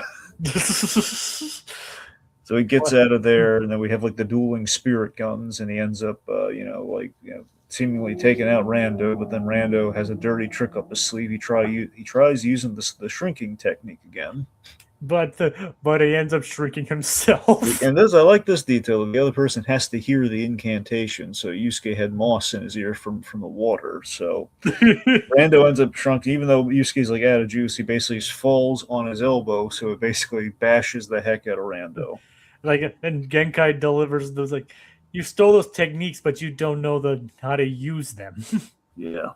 So Genkai did show a bit of bias towards the end there. Yeah. And that means Yusuke wins again by complete dumb luck. And again, he wins 6 months of hard training with Genkai, which he didn't want at all, and he can't go to the Tokyo Dome. Yep, poor guy. They couldn't even give him one day off. Nope. So that brings us to Arc 4. This is a really good one here. So I love basically this is the whole the Makai bug and Maze Castle stuff. That's what the fourth arc is. So real quick, I love Yusuke and Kuwabara catching up after the 6 months have gone by, and it's just that I just really, they're sitting on the bench and they're just kind of talking and just chatting, and they feel like friends at this point, right? Yeah, they do. They still like throw barbs at each other, and they're still kind of rivals, but they are kind of basically friends at this point. Yeah, but I mean, they're a lot more chummy than they've ever been before, too. Just like, instead of just instantly going for, like, I want a rematch with you, it's kind of like talking about, oh boy, what tricks have you learned? Like he says, oh wait, you've learned stuff? Like, yeah, the shotgun. And he's talking about, and of course, Kuwabara is all about him and Yusuke and his relationship with Keiko. Yeah. So. As mentions that, Keiko thinks Yusuke went to camp. Which is not entirely inaccurate. Again, this is what I'm talking about. I love the slice of life stuff here, where like they're all going to hang out at a movie because they're just kind of caught mid conversation. Like, yeah, well, you want to go to a movie? You want to see like a boring foreign movie? Yep. But then later they're like, the Keiko will be mad when she finds out we ditched her.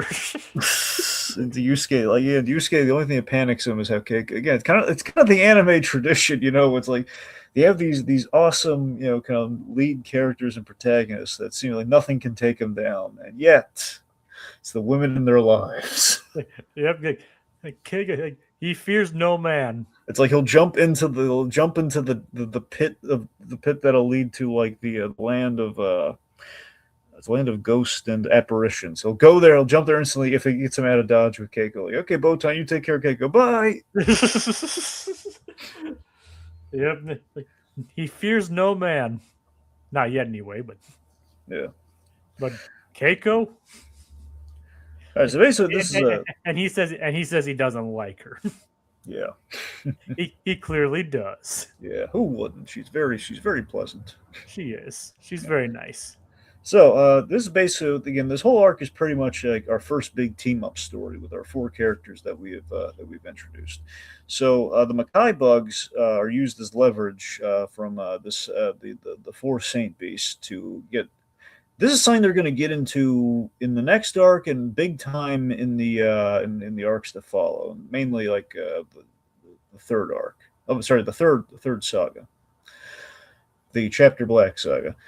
Basically, there are barriers that separate the demon world from spirit world and from the human world. So there's a barrier that basically protects everyone else from the demons. I'll say that much, and that's kind of what we're setting up here a little bit. They want the barrier to be open so they can escape. Mm-hmm. And they're using the Makai bugs as a way of like turning infecting humans and turning them into demon zombie guys using the whistle. And basically, Botan's solution is to sneak up behind him and hit him on the head with a bat. Yeah, hit him with a bat and spray the bug. Yep. Yeah. And it works for the most part. It does, but there's only so much spray and only so much one Botan can do. And she holds herself. She holds her own pretty well. Yeah. And even has to get to the point where she has to protect Keiko, but we're Yeah. getting ahead of ourselves She there. looks attractive in that red outfit too. I'm going to say that. Yeah, the kimono, yeah, the red outfit. She looks good in anything. Yes, she does. Yeah, Again, you really like the blue-haired girls. I do. Yeah, I'm not saying there's anything wrong with that. yep. So, so you're right. This is the big team up, and they do send assistance. The spirit world does send assistance in the form of Karama and a very begrudging Hiei. Yep. So they again kind of like it's essentially it's community service, and Kurama as well. Kurama a lot more like like I think Kuma very much trusts Kurama more.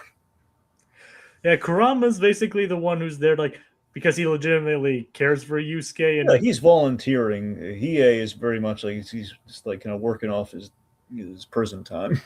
like, but again, I think even Hiei comes to appreciate everyone else. Oh, he does over time. Yes. But I'll say it again. He's not going to admit it out loud. No, he won't. No, he won't. So we one of the great examples of this. Overall, so with this arc, it's very much like Muscle Tower from Dragon. It's kind of a combination of Muscle Tower and Bobity's. The whole. We fight all of Bobity's warriors that basically fueled the cocoon of Majin Buu. You remember that? Yeah, I remember. So it's kind of like a combination of that. It's very much like a platformer kind of thing. We're going like each level up. Well, the whole like Tower of Power trope is it's pretty common in these kinds of things. Yeah, yeah.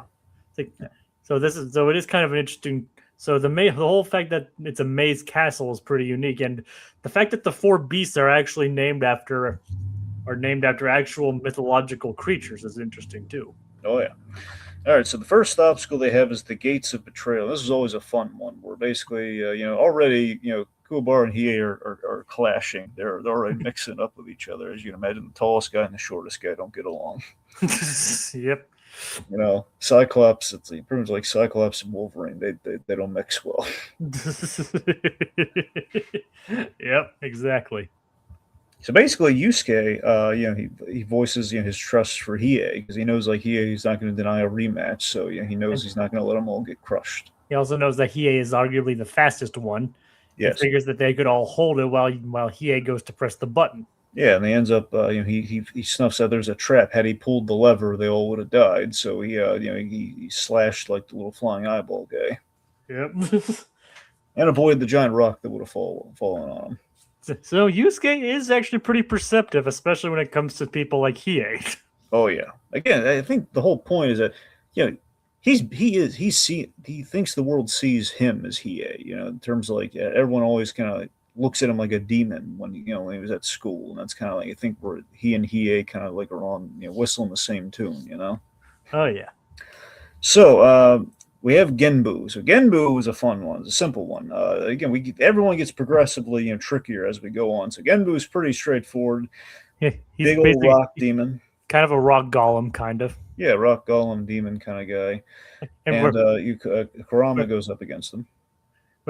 Basically, what Genbu can do is that he can basically absorb himself into any rock. And considering the entire room he's in is made of stone, he basically has them surrounded already. Yeah.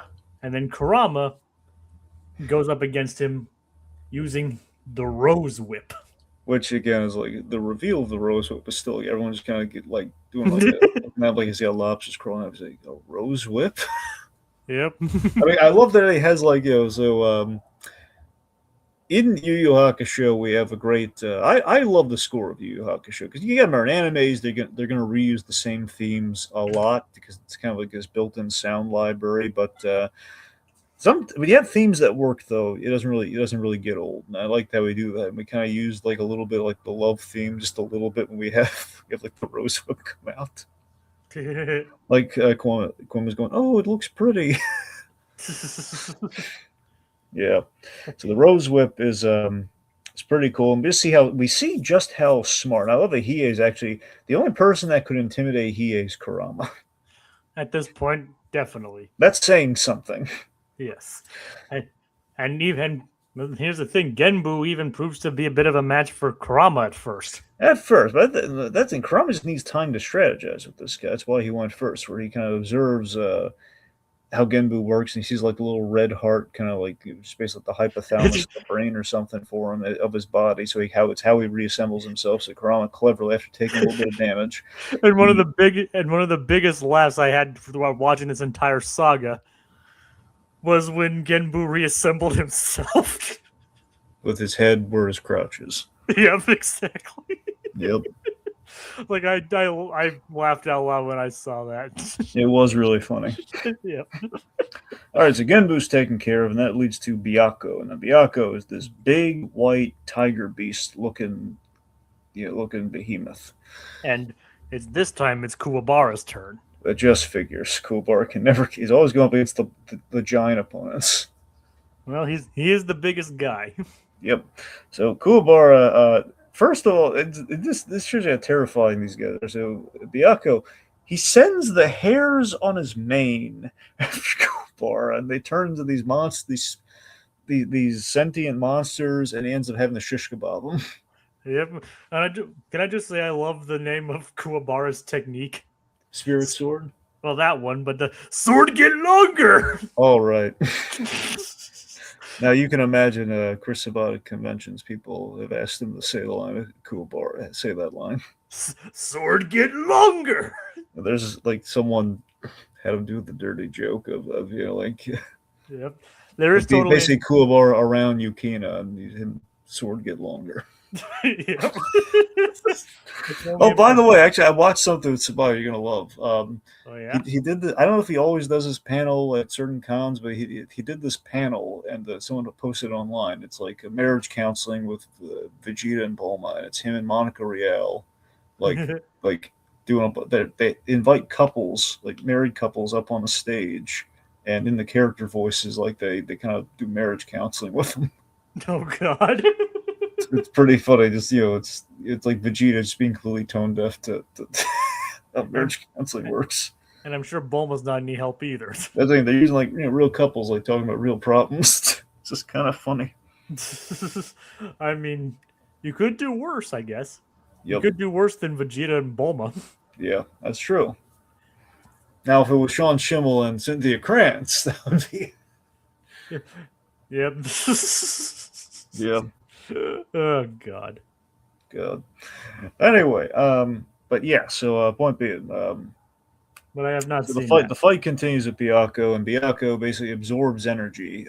So Kuwabara, he ends up getting the idea to overinflate him. The classic feed them till they burst strategy. Yeah, which pretty much, again, this is what I'm saying. There's a lot of strong parallels to the Babidi saga from Dragon Ball Z. Think about it. They take turns fighting him one-on-one. The second one we fight is it overfill the guy until he blows up with Yakon. And one of the guys is taken out rather easily. Who would be the next guy? So I know there's some the last guy, of course, is tricky. I don't know, some similar parables there. It's like so. So Byakko then takes the fight downstairs into the lava pits. Yeah, those are where things got really good. And basically, he's destroying all the platforms. Kuwabara has to take advantage of some blind spots, and one of the coolest moments in this entire arc is him using the sword get longer as a pole vault. Mm-hmm. He does the pole vault punch, and then knocking Byakko into the lava.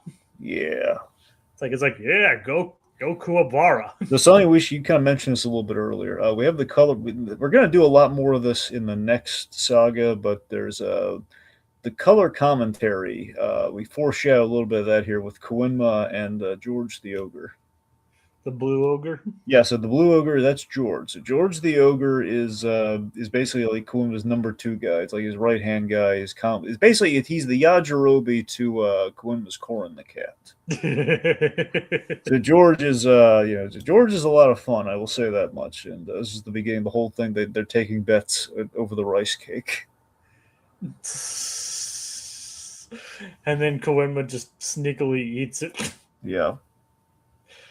It's like, oh, I knew this. I knew it'd be fine. So basically, this is where a lot of the exposition over the fights goes, and like basically the usual thing where Kulima doesn't think our guys have a prayer, and George is like hopeful and rooting for him, and ultimately, our guys win. And then Quinn was like, oh, I knew he would win all along. Yep, and like it's the fact that he's measuring like he likes Kuwabara, and he kind of like maybe Kuwabara can be the new spirit detective. And then, yeah, so, but I mean, Kuwabara does have some pretty good techniques. Like he adapted on the fly. He did. I said the pole vault was actually a really clever usage of that. So next up is Hiei versus Siru the Blue Dragon. Seiryu, yep. Seiryu. And I immediately was like, wait a minute, Blue Dragon. Yeah, I had a feeling you would make that. You connect those dots. Yeah. Like, I'm guessing you didn't directly derive your name from that. No. Believe me, I would have named if that was the logic. I would have named myself after a cooler character. Oh, after a what kind of character? A cooler character. Yeah, I kind of figured, but well, he is pretty cool. But well, yeah. But so he kills Byakuya, who somehow is still alive. Yeah, he clawed his way out of the lava pits. Say, you must help me. But then he basically kills him for being too weak. Hiei kills him rather easily after a little frostbite. Yeah, he basically frostbites Hiei's leg, but Hiei basically just shrugs it off. And as we kind of see later, there's a reason why he has an affinity with ice. Yep, he does. I don't think that's a correlation, but he does have an interesting relationship with ice. He does. So Kuwabara is impressed with Hiei, and it was like 16 slices. Like I don't even see the slices. Yep, Yusuke impressively could see 8 of them, and even those more than Kurama even saw. So that's saying something. Again, Yusuke does have deductive skills. Yep, and so Seiryu is gone pretty early, but that just leaves. We had a really nice bit though, where Kurama points out that Hiei's starting to like Yusuke. Yep, he is. Again, not that he'd ever say it out loud. No. All right, so our last one. He basically tries to give the idea that he doesn't like anybody. Yeah.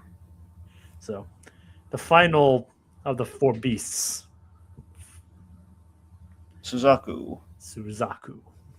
Suzaku, basically the ringleader here. He's been using the whistle to, in this case, he's using the whistle to target Keiko, which puts the pressure on for them to get through this guy as quickly as possible before Keiko is a goner.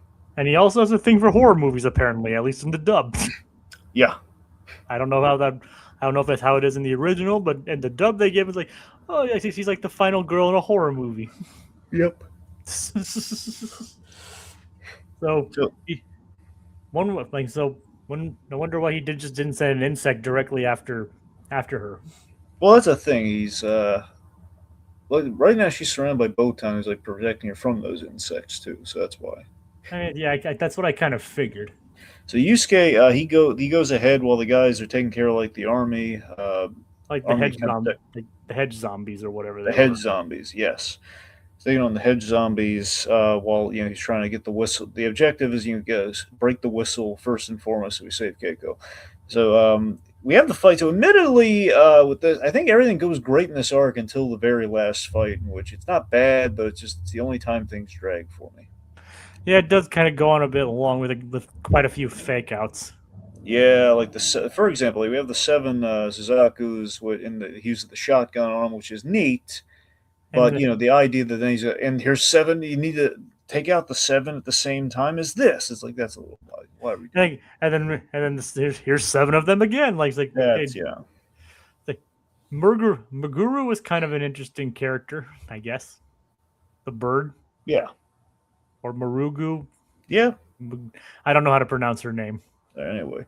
We have a little flashback with Genkai. It was actually a really good, character progression thing with Yusuke, where we see in the training with Genkai. Genkai tells him to really unlock his strength.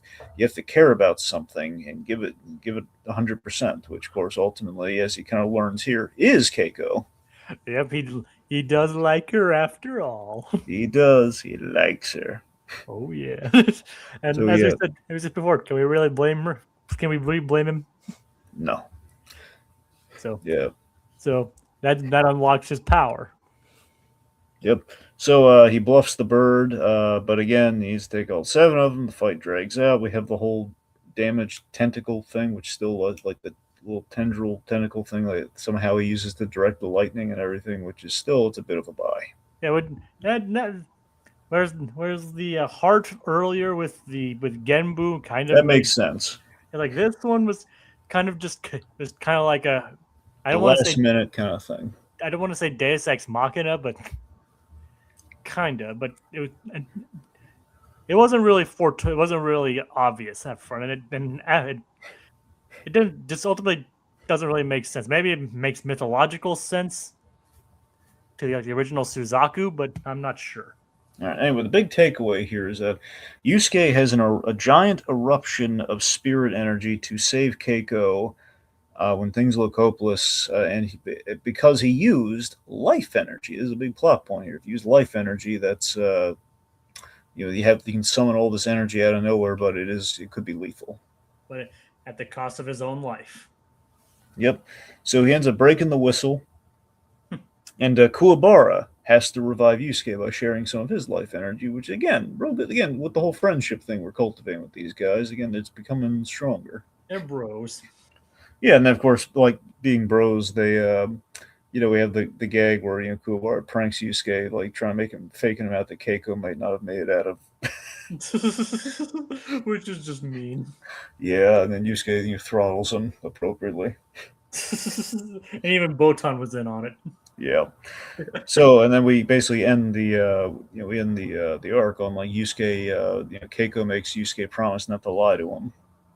Yep. Like, you need to go somewhere, just tell me, and that's great until, admittedly, in the next argument, admittedly, Botan using the half measure as a cop out when it feels kind of like just loop her in. All right, she's been hunted by like an army of zombie demons. Just loop her in.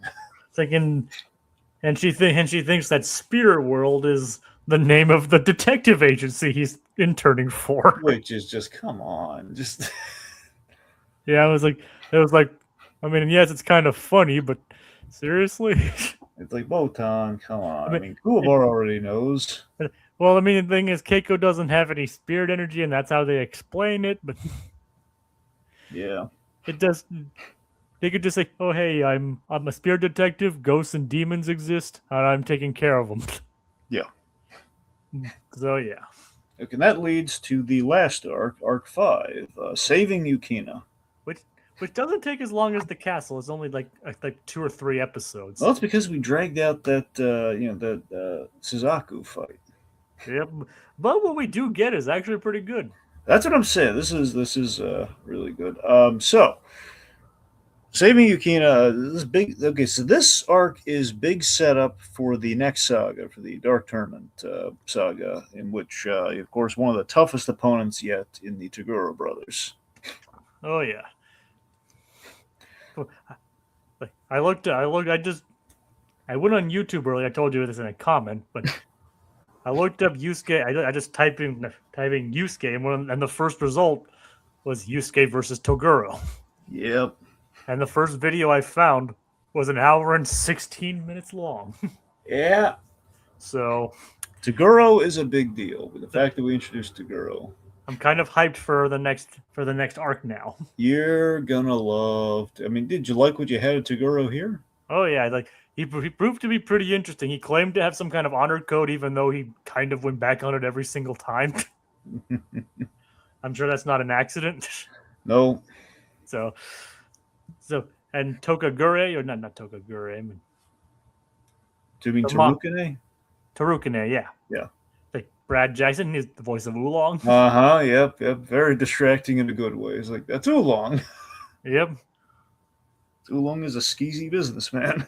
Like he's a different kind of pig. Yeah, it looks uglier than a pig though. Yeah, Oolong at least is kind of cute. Yeah. All right. So we have basically an homage to Mission Impossible here. Where they have the VHS tape that Hiei has delivered special. But if someone with spirit energy watches it, they just see fuzz. Yes, of course. In Kuwabara's family, though, his sister Shizuru has spirit awareness, and she thinks they're watching like a cute movie with a toddler. Shizuru Kuwabara.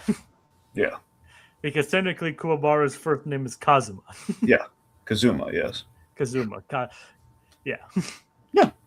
So she's just, it's like, oh, we were watching Fuzz. It's just like, yeah, real funny, guys. Yep.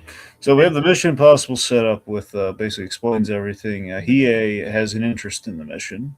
And because Yukina is his sister. Yes, so they're basically tasked with saving the Ice Demon Girl. But let's just say Kuwabara has his own interest. That he does. Okay, so they're tasked with saving, Demon Girl, who she's from an ice village. Basically a Yukiona in Japanese mythology. Exactly.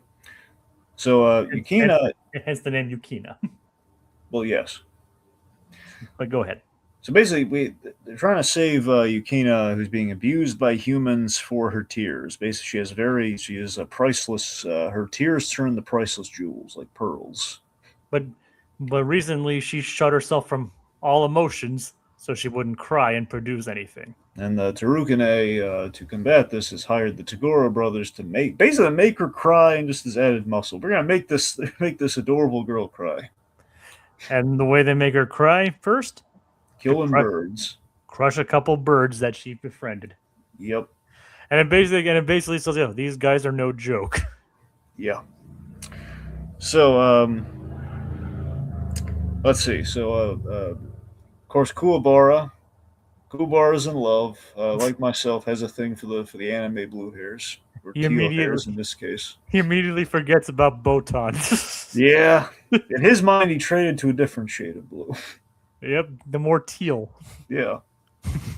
And I gotta say, Yukina is pretty adorable. So to be fair, he has a better shot with Yukina. Like Kuwabara can never have a shot with Botan. Let's be honest. Yeah. Yeah. But Yukina's adorable. So yes. So yeah, I would have stuck with Botan, but that's just me. Well, I mean, to be fair, you probably wouldn't have a chance with Botan either. I mean, hey. I mean, Dragon, you take a shot. You would totally say that to me if I had said that. Am I wrong? I don't know if I'd be that. I don't know, maybe, but I'm not sure. You've said things like that to me before. I mean, yeah, but maybe, I don't know. I mean, maybe you wouldn't. I mean, close. I don't know if I'd say in that specific case. I don't know. I don't know, Dragon. Maybe you would. Maybe I'm wrong. Anyway. I mean, we all love Botan, Dragon. Yes, we do. But I think she's married to the job. Yeah. So. Court Botan would be the court death. Yes. Exactly. Yeah. So yeah. So Kuwabara, he's like, I'm gonna sit this one out, Urameshi. And then he sees Yuki, like, "Are you kidding? I'm totally coming along." Again, for the first time, he said, I don't want to be dragged along that last time. You jumped in willingly. He says, "Don't stop twisting the facts, Urameshi." And then the moment he sees Yukina, he's like, "I'm coming along." What happened to not being wanted to drag along? You stop twisting the facts again. He's just a man in love. Yep, just a fool in love. A 14-year-old boy in love. Well, supposedly. Yeah. He might have been held back a little. Maybe both of them were. Maybe that's the trick. Yeah, maybe. No. Anyway, so yeah, so Hiei is Yukina's brother, and this is really hilarious that Kuwabara, at this point, he does not know that Yukina is related to Hiei. Yep. Everyone else does. And the reason that they gave Hiei the tape was to keep him somewhat distracted from the mission. Yeah. Because they know that if he finds out, he will slaughter the humans, and his sentence, he'll be basically punished for eternity. That's right. So So again, Tarukane has hired the Toguro brothers to make the girl cry, and as a demonstration, has Toguro kill Helen, the giant demon experiment. which is basically just a genetic monstrosity. Yes, and here's one of the coolest ideas with Toguro. So, by the way, it's going to be a little tricky with Toguro. You don't have to worry about because we don't really do anything with his brother for a while, but the way to separate is Elder Toguro is the smaller, creepier one. Younger Toguro is the big Terminator-looking one. Yeah, the older Toguro is the one that can basically shapeshift. That is correct, yes.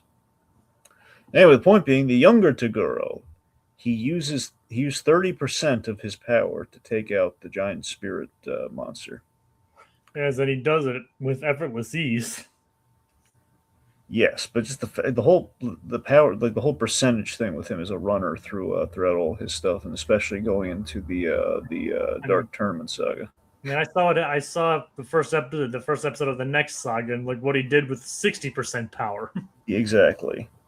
So, yeah, so I love that. yes, and which spoiler for go ahead scared Yusuke. Yes. So So Tarukane. Tarukane just has to set up a bet. Yes, so Tarukade, he basically has everything on camera and everything. Basically, he sets up the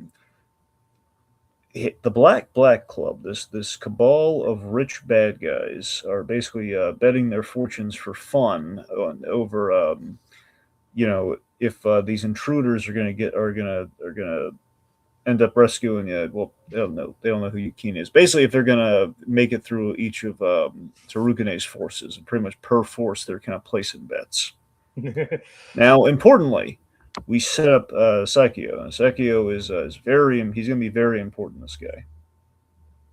Sakio is this kind of the of all these amorphous rich guys. He's like the one good looking one with the scar. It looks very heartthrobbing. Now I should mention this too. The reason for that, the reason for all of our pretty boy characters here, the author of the manga, he's basically specialized in romance mangas before this. I mean, like he was an assistant on them. Well, no, I mean like he probably did a few. I mean, all right. He might have, and I'm saying that's kind of maybe to some degree why he and the Sailor Moon, the Sailor Moon creator kind of got along the way they did. Well, the thing is, the way it works is that sometimes these creators work as assistants on other mangas before they go on to make works of their own. Well, I mean, it's possible. I'm not sure. So, I don't know if he created anything before this. He most likely did, but. Well, that's what I'm saying. Whether he created or he worked on it, I'm saying he had experience with more heartthrob romancy kind of like soap opera mangas. Like shoujo. Exactly. Like shoujo stuff. Well, yeah, so shoujo stuff, which basically kind of like put him, I think, maybe where like some stylistic elements kind of like meshed well with Sailor Moon. So, I mean, I'm not sure if he met her on the book or not, but Oh, they met at a party. Well, and they met at a party, but I'm saying maybe they had similar design theories. Maybe that's kind of like something there. And they've been married for almost 30 years. So. Which is good. Yeah. It's just adorable. Yeah.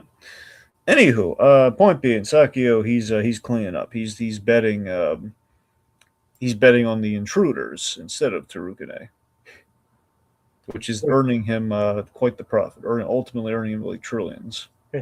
Basically, the worst mistake that Tarukane makes is opening this whole wager in the first place. Yep. So the trio of Yusuke, Kuwabara, and Botan infiltrate the complex, making easy work of things like the plant monsters, the spider demons, the triad. With the triad, we have one of note we should mention, just like a quick footnote. Miyuki. All right. Miyuki, let's just say we have some very non-PC jokes with Miyuki. Yep. But the fun thing comes from that is like Kuwabara's codes. The idea he can't fight girls. Yep. Yep. And apparently neither can Yusuke. Well, no. It's not that. Not necessarily that. Yusuke doesn't care if he had that great line. As I don't care if she's someone's grandma. Yep. Like a guy, a girl, or someone's grandma. I mean, and I'm fighting her, I'll take her out. Which is actually a good code to have. Yep. But he did check just to be safe. But the way he checked was very blink and you missed it. But it's the Yeah. family jewels had not been stolen, according to Yusuke. Yep. As I'm saying, it was yeah. Again, it's a joke. It's like the one. Honestly, I think it's like the one joke in this arc that probably wouldn't fly today. But I don't know. It's a, it's one gag. Yeah. Yep. All right. So and also my favorite joke within the triad too is like Botan was like taken hostage by this giant one. It's like Botan, raise your arms. Oh right, you just raise your arms, just slides out of the jacket. Stupid. And I love how the thing's name is Goku Monkey. Yeah. I wonder if that like is supposed to mean anything. Yeah. Oh, I wonder what. Yeah. Oh yeah. You can tell there were some loving homages to Dragon Ball in this show. Goku Monkey. Anyway. Yeah. So also we have Kuwabara's psychic link to Yukina. He has like the pinky tether line, but in reality he actually can communicate with her psychically. The red, basically the classic Japanese feeling of the red string of fate. Yeah, and then he talks to her for the first time. She says, "Oh, go away," and he's like falls over. It's like the pain. Oh, like rejected before she even knows who he is. Yep. Poor guy. Yep. Right, let's see. So we end up having the big prize fight here: the Toguro brothers versus Yusuke and Kuwabara, in which Elder Toguro he creepily contorts himself into weapons like swords and a shield. Yeah, which it is pretty freaky. He's kind of kind of amorphous. And he only gets scarier, Jacob. I don't doubt that. Yeah, I mean, scary. Like I said, I don't doubt that. So, long story short, Yusuke and Kuwabara. I'm guessing you're specifically referring to something that happens in the Dark Tournament. Yes. Like I said, I don't doubt that. Yeah. I'm just saying, if you thought the rando fight was brutal. Well, I can only imagine. Yeah. Okay, anyway, so our guys take a brutal beating during this fight. Kuwabara ends up seeing Yukina, sees Yukina's memory in which this poor guard tried helping her escape, and he got killed. It's very sad. Human guard. Human guard, yes. That's the important thing. Yeah, so a human guard, kind of took pity on her and tried to help her escape, but it did not work out for him. And that kind of motivates Kuwabara to have a really crazy plan because he's really fired up now. So he has the spirit sword and he has Yusuke. He basically charges at Toguro, and he has Yusuke fire the spirit gun right at his back. So basically, it'll propel him into impaling Toguro, which is a good move. Which seemingly does the trick. Yep. Seemingly being the operative word. Seemingly, yes. So Tarukane loses his fortune, loses everything, and just when things couldn't possibly get worse for him, Hiei enters, and so importantly, it doesn't seem like he kills the henchman. He knocks him out instantly, but he is basically about to beat Tarukane, with his bare hands, which of course Hiei can kill him in a number of ways. He kill him with his bare hands. Of course, it'd be a rule numero uno: demons cannot kill humans. Otherwise, they get severely punished. Yes.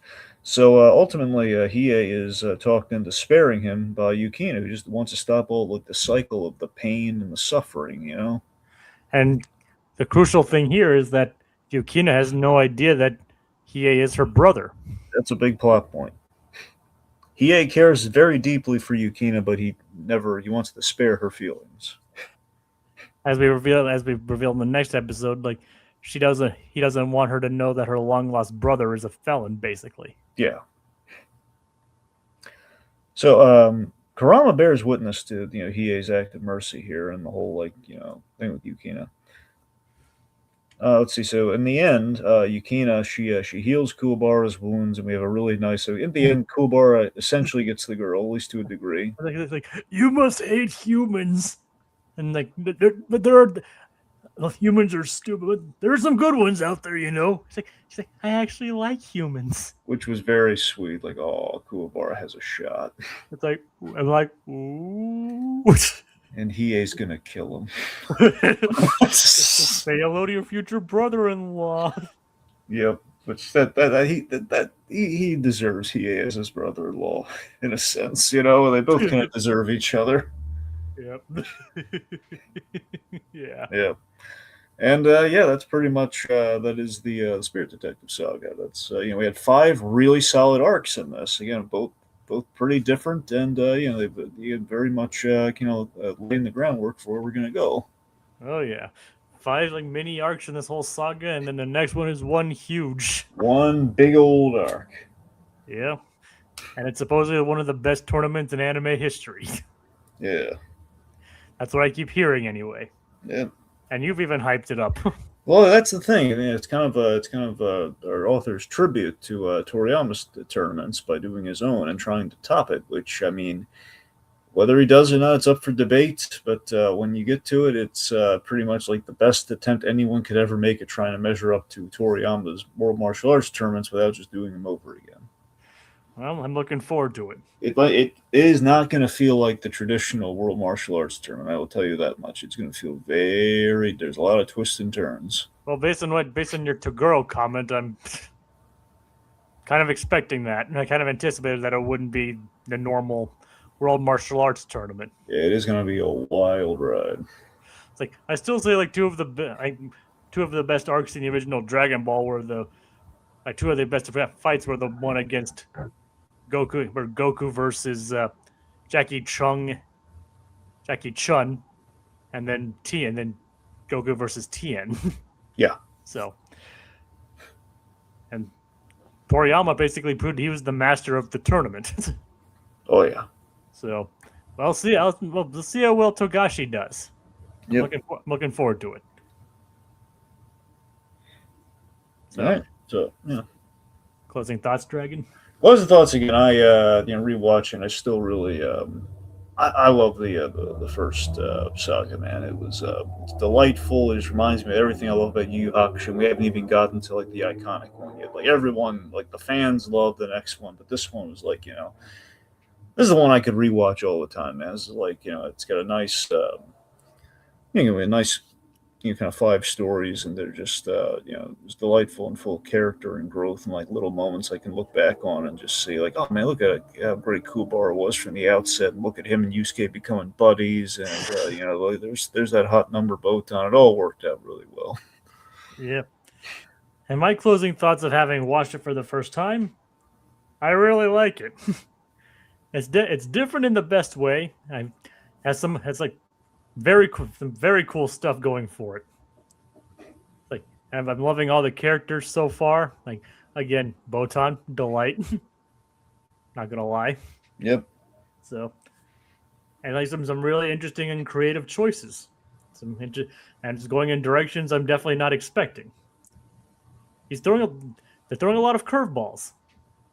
So, I can't wait to see how it goes. All right. Yusuke and Kuwabara may have rescued Yukina, but this case is far from closed. Something big is just around the corner, and it will take the whole team's help for any chance of winning. The Dark Tournament Saga. Next visit to the spirited world of Yu Yu Hakusho. I'm